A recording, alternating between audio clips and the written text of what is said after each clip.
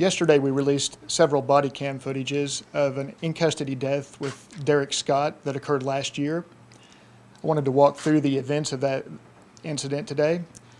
Officers had responded to a disturbance call in the 1000 block of Southeast 44th Street. A male subject had been involved in a disturbance and was brandishing a firearm. When the officers arrived on scene, they located the suspect and began approaching him and talking with him. The suspect ran from the officers. They gave chase, and he was taken to the ground in the grass. The officers tried to gain control of the suspect. He began struggling with them. One of the officers straddled his back and was able to handcuff one of his hands. A second officer and later a third officer arrived to assist him gaining control of the suspect. They were able to handcuff the suspect and get his hands under control. They rolled him over and were able to begin searching him, where they located a loaded firearm in his front pants pocket. During this incident, the suspect had stated that he couldn't breathe and at one point appeared to go unconscious, according to one of the officers. Well, the officer immediately got on the radio and called for medical assistance, and they rolled the subject over into a recovery position, allowing for a better opportunity to breathe and relax while they maintained control of the suspect. Once fire and IMSA arrived on the scene, they began to treat the suspect, and as they were trying to load him onto the gurney, he became combative, jumping and kicking at the officers. The suspect was ultimately placed in the ambulance and later became unresponsive. One of our officers got into the ambulance and assisted IMSA by performing CPR. She continued to do this until relieved by IMSA. The suspect was transported to a local hospital, later pronounced deceased. A couple of important things to note during the incident is the subject had mentioned that he was on narcotics at some point and was not cooperative with officers, and he was armed with a loaded handgun during the time of this incident. This case was fully investigated by the Oklahoma City Police Department and handed over to the DA's office. District Attorney David Prater reviewed the case and determined there was no misconduct or inappropriate action on the part of the officers. He cleared them of any criminal wrongdoing, and they were returned to regular duty. The medical examiner's office determined the manner of death was unknown and stated there was no fatal trauma to the body. For more information on their report, you'll have to get a copy from the medical examiner's office. But can I answer any questions at this time? What's the protocol if a suspect or somebody that someone in custody is saying they cannot breathe? What is the protocol as far as officers and helping them to breathe?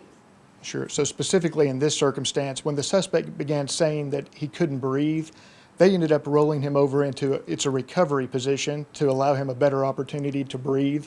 And they monitored his health throughout this incident. And you can hear them narrate on the video that he continued to have a pulse and he continued to be breathing. But that's the main thing, that they're monitoring his health. Is he still in good condition during the incident? And in this case, at the time, he was. We understand that the suspect may have been asthmatic and that he had asthma medicine on him and that it was asthma medicine at the scene. Did the police see that at all? I don't have any information whether that's true or not. The family also says that there's a part of the video that's missing from when he was up and alert, seemed to be alert, and then he was placed on the gurney with chest compression. Where's that part of it? Is that part of it? So I've released all of the video that we have on the incident. I'm not aware of any video that contains that. Once IMSA personnel took custody, IMSA and fire, of the suspect, and he was placed in the ambulance, in all likelihood, they would have turned their cameras off. You'll notice when the officer assists IMSA by providing CPR, she does turn her camera back on. I'm not aware of any other video that we have not released. Is the police department reviewing policy as far as when they're restraining a suspect, sitting on them or putting a knee in the back or sitting on their legs? Is that going, we saw that in the video.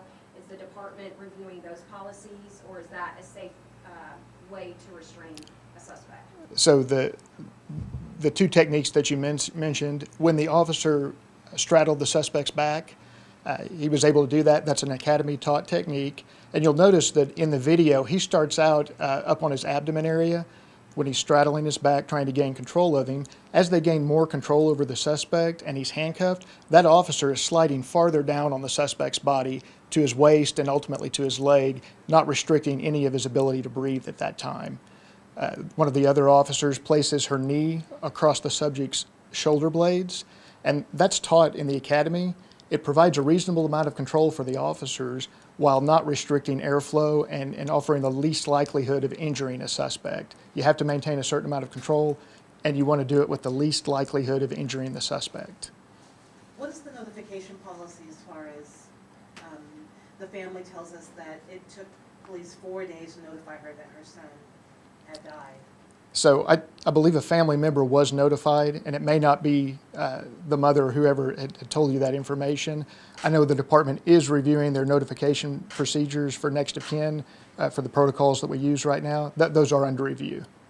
So they were notified 4 days after? Not. I don't know the answer to that. Do you know why it took a year for the family to be able to review the video? If I remember correctly, the video was available last year and would have been offered to a family member. I think maybe all of the family did not have the opportunity to see that. Again, that's why they're reviewing the protocols for this. Well, we understand that the NAACP and Black Lives Matter were able to see the video a long time ago, but not the family. I believe it was offered to some of the family, and I don't know if it was all of the family. Could police have done something differently? I know that they were cleared of wrongdoing, but could they have handled this differently? You know, in reviewing the video myself, I see that the officers are using the academy taught techniques, the control and defensive tactic techniques that are taught, intended to offer them a reasonable amount of control and with the least likelihood of injuring a suspect. Once they had any indication that there was any kind of medical distress, they called for medical assistance immediately and began to monitor the subject. So I don't know that there's any more they could have done to monitor the suspect or do everything they could to ensure his health. What about some of the comments they made? One of the officers, when he said he couldn't breathe, one of the officers said, "I don't care." And then another officer, they all kind of jokingly thought that he was pretending to be unconscious. Sure, and it's not uncommon for people when you're struggling with them, when you're trying to get them into control, to say, I can't breathe. You hear that frequently. If they're still struggling and they're fighting with you and they're talking with you, it makes you wonder, are they really having difficulty breathing, or are they just trying to get away? But again, when the officers responded to that, their first response was call for medical assistance and monitor the subject's condition. And that's what they did in this circumstance. But saying "I don't care," is that part of the training? No, during the heat of a conflict like that, certainly that may be something an officer says. Just understand the officers are fighting with someone at that point. When they were turning him over, one of the officers took the baton and hit him in the chest several times. Is that part of training, or is that, what was the purpose of So I don't know if he was striking or if he was using a pressure point, trying to put pressure on there to get a response from the suspect. In light of what's going on in the country right now with the George Floyd case, will this case be under review again, or is this case pretty much closed as far as? So a complete investigation was done by the police department, the district attorney's office, and the medical examiner's office. There was no indication of any wrongdoing. Yes, does it come into the spotlight given current events? Absolutely. And if we saw anything that looked concerning or that was outside of protocol, that was criminal or misconduct, we would absolutely do that. But there was no indication of that throughout this investigation. multiple times in the video?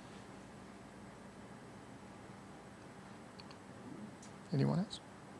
As far as the new, you guys are reviewing the next of kin policy, what is it now and how will it change?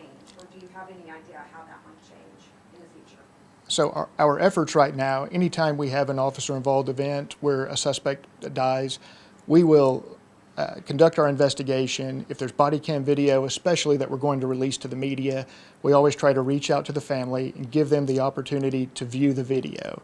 We'll also reach out to the officers and let them see the video before it's released to the media. That way they're aware that the media is going to have a copy of the video, and they can tell their families, hey, this is about to come out. And it just gives the family and the officers an opportunity to be prepared for that.